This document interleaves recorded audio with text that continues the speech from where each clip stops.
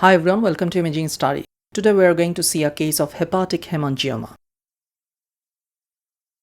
A young female patient came with nonspecific abdominal pain. She was sent to us for a routine ultrasound scan. Let's see what we have got on ultrasound. Here you can see the right lobe of the liver, and here you can see a hyperechogenic homogeneous well-defined mass at the segment 6, that is the right postero-inferior segment. There is no peripheral hypoechoic halo or any other abnormality within the liver.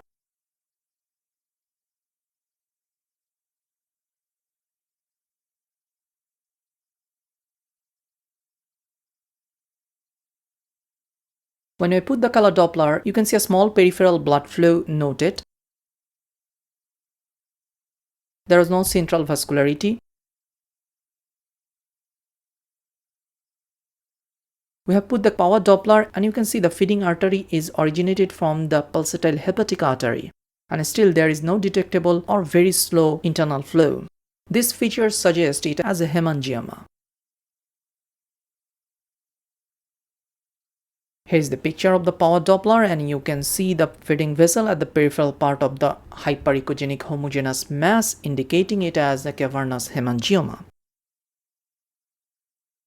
So in summary, a well-defined round hyperechogenic homogeneous mass is noted within the postero-inferior segment, that is segment 6 of the right hepatic lobe. Power Doppler shows arterial supply from the hepatic artery and no detectable or slow flow within the lesion. This feature suggests it as a hemangioma.